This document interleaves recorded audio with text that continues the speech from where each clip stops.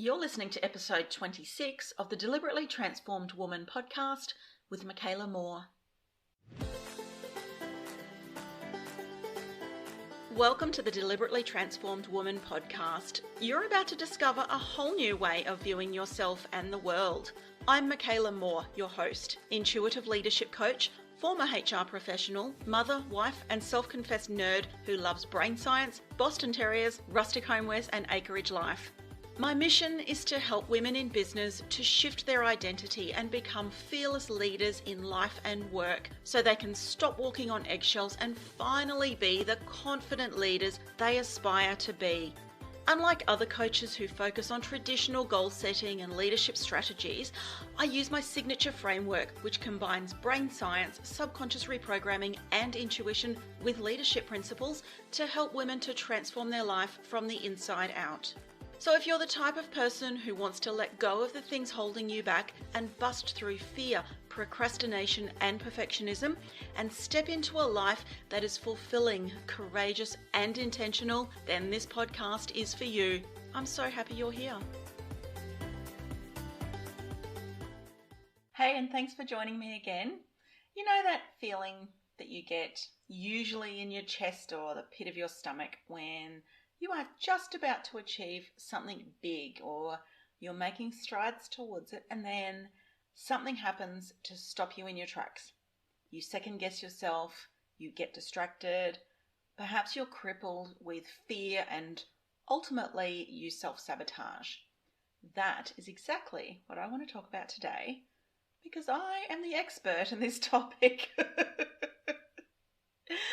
Over the years, I have been the absolute master of self-sabotage, holding myself back from achieving things. It's been a secret art that I never realized I had. And I'm currently co-authoring a book, which will actually be published by Christmas, and I'm super excited. It is called Letters to My 10-Year-Old Self. And each author writes a chapter in the form of a letter to their 10-year-old self with all the wisdom and advice that they wish they'd known as a 10-year-old. I turned my chapter into the publisher the week before last, and I've got to say I absolutely loved writing it. It has sparked my love of writing again, and I am remembering that it was always a dream of mine ever since I was a kid to write a book. The thing is that I have actually started writing a few books over the years, but each one of them lays dormant on some old forgotten hard drive now because it got too hard and I gave up. The thing with that is that ironically, writing actually comes easy to me. Like, I love writing. So the act of writing those long forgotten books wasn't the hard part. The hard part was actually writing them, if that makes sense. It was believing in myself enough to continue. It was getting comfortable with feeling the discomfort and pushing through that to continue writing. That was the hard part. My brain, it looked ahead at all the hard work ahead and said, oh no, we're just going to stop this here and now because you're not up to this task. This is going to be hard work, and to protect you from that hard work and the possibility of failure and humiliation, we're just going to stop this right here, right now. And so my brain would distract me with those bright, shiny lights. It would tell me things like, oh, your writing is terrible, no one will want to read this, you're not creative. My brain did whatever it could to stop me in my tracks and sabotage my efforts. This was when I was writing books as a youngster, so I just naturally thought that writing a book was something I would never get to do, something that I wasn't actually capable of, and something that only people who were better than me could accomplish.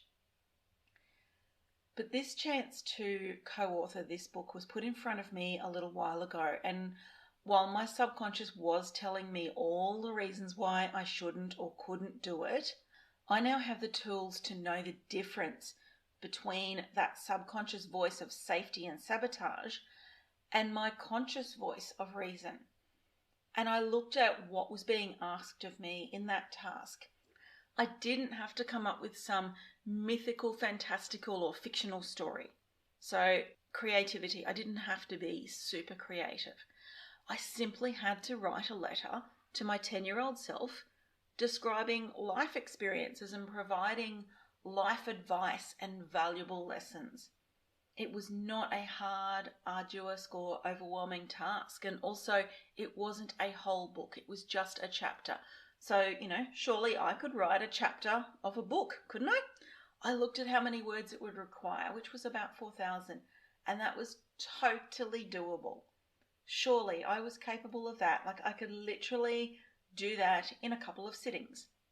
And the more I looked at this task in its simplest form rather than a potential mammoth effort, the more my brain was actually opening up to the idea and the less that it actually tried to sabotage me.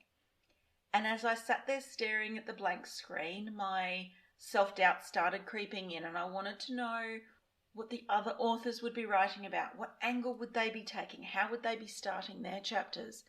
I questioned everything and I doubted everything in myself until I just took in those few big deep breaths, focusing on what I really wanted to tell my 10-year-old self, blocking out all of the other noise, and I just started writing. I figured that if it was shit, I could go back and change it. I could edit it, delete it, but I just had to start writing. I literally did a meditation beforehand to get focused and centered on the task and the topic. What would I want to tell my 10-year-old self? And more so, what messages did I want to teach my 8-year-old daughter? Because alongside my inner child, ultimately it is her that I am writing this chapter for. And before I knew it, I had 1,000 words on that page, and I was a quarter of the way there. I then got to 1,500 words, and I thought I had run out of things to say. And my subconscious kicked in and it said, "See, you can't do this. You'd better stop now, back out of this before you make a fool of yourself." But I didn't listen to that voice, because while it thinks it has my best interest at heart, I actually know better. And so I kept writing, and within a couple of days, I had actually finished my chapter in its entirety. I actually finished it, and I felt so freaking proud of myself. Because you see, after a lifetime of self-sabotage, I had actually become the person who only does things to 75% and never actually finished them. And this is the phenomena that I actually wanted to talk about today, is self-sabotage. And when I say that I had become the person who only does things to 75%, that is just basically creating an identity for myself of someone who doesn't finish. That in itself is a topic for a whole other podcast, but just know that, telling myself that story that I was the person who doesn't finish things meant that I became the person who doesn't finish things. I'm not going to go into identity today, but just know that is a topic for another podcast, and it's a huge topic, huge. Just for today, I'm going to get back to self-sabotage. So I don't know about you, but if you're anything like me, you start things with all good intentions. It doesn't matter what it is. It could be a work project, an art project, reorganizing your closet, your home, your office, really just anything. It could even be that you started writing that book, but you just don't quite finish it off. It could be that there is just one more corner of your office to finish organizing, or one more cupboard in your kitchen that you'll do later. Tying up loose ends on a project, or reading the final few chapters of the book you're reading, or even finishing those last few modules on an online course or program that you've been doing. It's like you can see the finish line, but you turn around and walk back to the starting line before you finish because you didn't run that race very well, or you didn't feel that it was good enough or perfect enough. So you just want to go back and fix it up or do it again. And you never get to that finish line because you keep going back to the start. This is self-sabotage disguised as perfectionism, and I know it very well. I feel like it's all I've known over the years, and I've questioned and I've analysed why I used to do it. It got me into all sorts of hot water over the years, but still I continued to do it. It was like I just couldn't control it. It was automated within me. It was crippling, and it still can be sometimes. I often just felt so defeated. Why could everyone around me achieve things and yet I couldn't? Why did everyone else seem to have this bottomless well of willpower and capability and I didn't? What was wrong with me? Why wasn't I born with the finishing gene? I have looked at this issue from every which way over the years. Every time I tripped at the finish line of a work project back in my corporate days, I would question whether I was afraid of failure or was I afraid of success. Why the hell would I be afraid of success? Of course I wanted to succeed. Didn't everyone? What the hell was holding me back? Why was I holding myself back? It has taken me years of questioning, years of personal development and soul searching to find the answer to this. And even with the answer, I can still trip myself over sometimes. You see, self-sabotage is fear in action. But I found that it went so much deeper than that for me. It's kind of hard to explain, and I may stumble over this, but I'm going to try as best I can. I remember recognizing once back in my corporate days, and I was working on a long-term project which I took way too long to complete. I procrastinated over the end of this project more than I care to admit. I could see the finish line, but my subconscious did everything in its power to distract me and sidetrack me from actually finishing it. I could see this pattern back then, but I didn't have the tools or the knowledge that I have these days, and I was as frustrated as hell. Why couldn't I just get in and do the work to finish the project? So at the time I kind of half realised this, and then I've put the pieces together a little bit further over the years, but I realised that if I finished that particular project, which I had become very comfortable with, that I would then be given a brand new project to work on, and that would be very uncomfortable for me. It would be hard, uncomfortable, and challenging. And this thought really surprised me because I knew I had the skills to do the projects that would have been given to me, yet I was basically frozen in fear. And in hindsight, I can see a few things that contributed to that situation. The first one was the limiting beliefs and the filters through which I was viewing life. Because as a child, I was allowed to quit things the moment they got hard. I wasn't encouraged to achieve much. I wasn't taught how to master a mindset of hard or challenging things. I wasn't even shown how to set or achieve goals as a kid. I didn't know the feeling of having won or achieved anything. I had never been encouraged to achieve good grades in school, let alone to participate in any sports or after-school type activities. All I was ever shown was just how to be mediocre, how to just get by, how to be a good but average person, how to, sit very well within my comfort zone and not push myself out of it. And so my subconscious knew that to stay within my comfort zone was a place of safety and certainty, and that to push myself out of that was going to be scary and possibly life-threatening. And so it did everything it could to keep me in that comfort zone, out of that space of achievement, out of that place of doing hard things or of finishing things that I'd started. Now, over the years, I have done a couple of things that were completely out of character. And when I did, the feelings of achievement and the feelings of possibility and limitlessness were almost overwhelming. When I was 26, I went skydiving. And after I landed safely on the ground, I remember thinking that if I can do that, then I can do anything. At the time, I was married to my first husband, and I was sitting in a very average, mediocre, comfortable life, but deep down, I wasn't happy. I just hadn't realized it yet.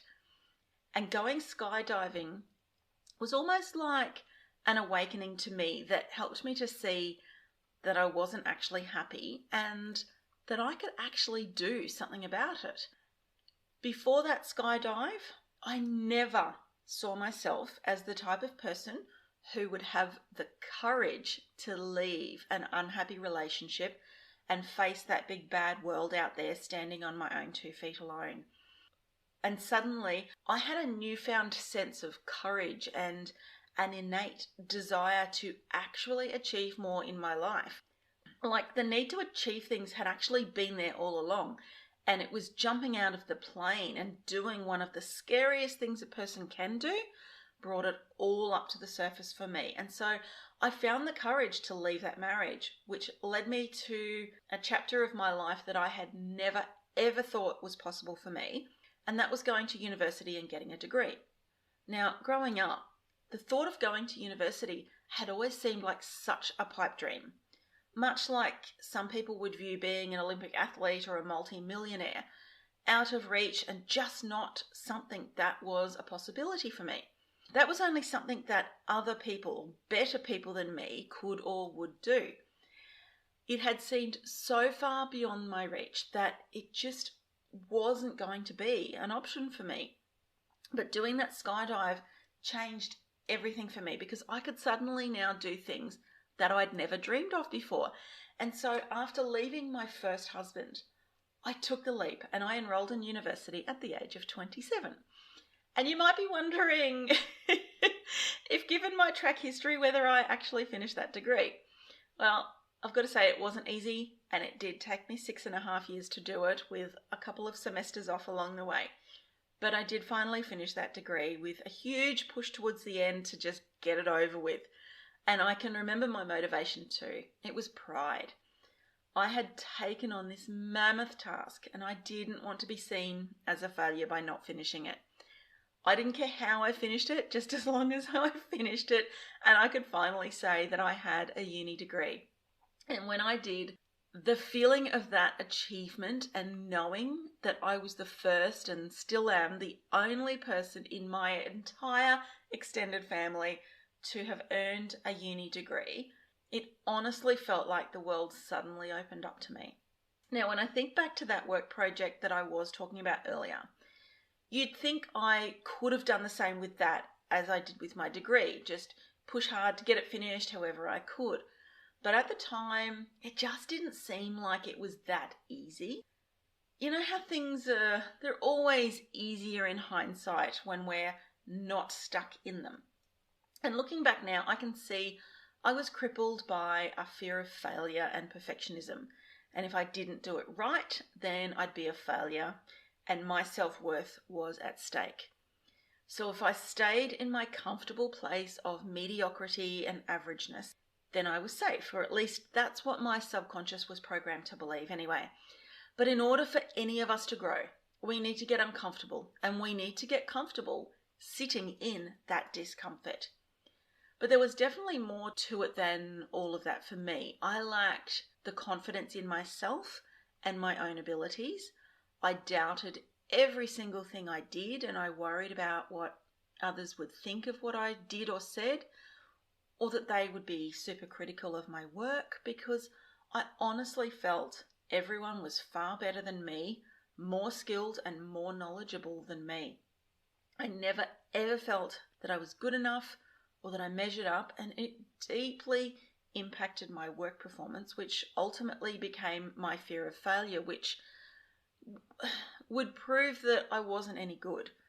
And combined with my fear of success, which that would force me to achieve something and move on to something new outside of my comfort zone. It all kept me stuck in procrastination avenue of self-sabotageville. Have you ever felt so afraid to fail at something simply because you thought you'd be exposed for the imposter that you felt like? That is exactly how I felt at that time. And I have to admit, I felt like that at the start of my entrepreneurial journey too. And I still have some moments these days. Everyone says that you have to work hard and set goals and push through to get results. But really, your first step is to have faith in yourself, to have confidence in your skills and your knowledge and your abilities to recognize your self-worth, to recognize that you are actually good enough for your job and your life and for this world, and to also recognize that getting stuck in perfectionism is a curse and not a means to an end, because perfect doesn't even exist. So perfectionism is just a never-ending cycle. When I think back to my days as a human resources advisor, I think about all the times that performance and productivity of individuals was an issue. And so many managers took the big stick or the one-size-fits-all approach to managing people and situations and trying to force employees to comply and to get productive, and struggling with interpersonal relationship issues. I only wish I knew then what I know now, because I wouldn't have followed the traditional HR or leadership guidelines that we were told to follow. I would have brought a more intuitive approach to human resources and people management, as well as to my own performance. I would have known that disintegration anxiety was a thing that kept us stuck in our comfort zone and afraid of moving to that next level, as it had for me years earlier in that previous role. I would have had a completely different approach to my work and to the advice I provided in the workplace and to workplace relationships in general.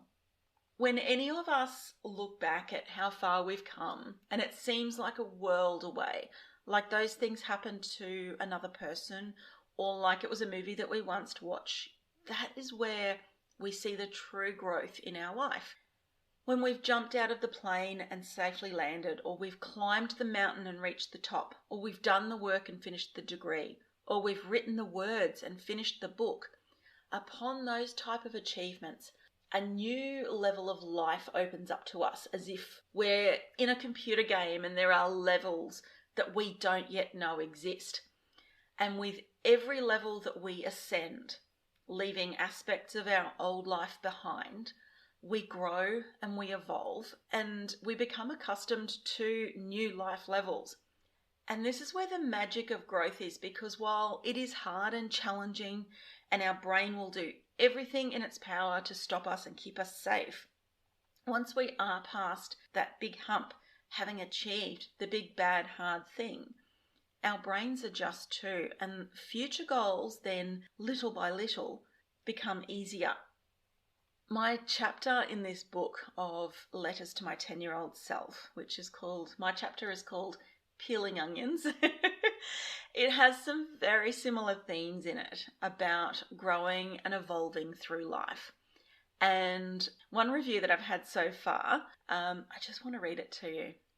It said, "I was glued. I just kept wanting to get to the next bit so that I could see where we were going. I was captivated. There were moments that my eyes welled up, moments that struck a really personal chord for me, and moments that I wished someone had told me these things as a 10-year-old. I found the letter incredibly inspiring, positive, and beautiful. I loved the self-reflection of how things you felt as a 10-year-old, in hindsight, were actually positives that gave you strength and resilience and other skills as an adult. I know that a lot of people wouldn't ever think to reflect back on perceived negatives in their life to see if they can find the growth and the learning. It was such a beautiful aspect to the letter. It's a great read, and I feel that this chapter and the book as a whole will be a huge gift to humanity and provide a beautiful awareness for parents in how they may choose to model for their children. As a mum with 3 boys, I know I picked up quite a few things that I want to be more aware of in my parenting." I've got to say, that review, it brought tears to my eyes too. the pride I felt in that moment in reading that obviously made the achievement of writing this so much more real for me. This book is a project that I'm super proud of, and that the me of now is looking back at the me of old and basically saying, see, we can achieve big things, because we all can. We've just got to manage our mindset to do it. Now, if you want to be amongst the first to have a VIP sneak peek at my book, then just head to the link in the show notes and you'll be added to the VIP list. All right, thank you so much for listening this week. I would love it if you also would jump on over to my Facebook group, Deliberately Transformed with Makaela Moore, to chat with me more about this. Just be sure to tag me. Take care, and I'll catch you next week. Cheers. Thanks for listening. The fact that you're here means that you find value in this podcast, and if you're finding value here, then your friends and family will too. So do them and me a favour, if you will, and share this podcast with them, please. If you'd like more inspiration and to connect with other Deliberate Transformers, head on over to my Facebook group, Deliberately Transformed with Makaela Moore. You'll find the link in the show notes. You'll also want to hit subscribe to make sure that you never miss an episode. Until next time, take care.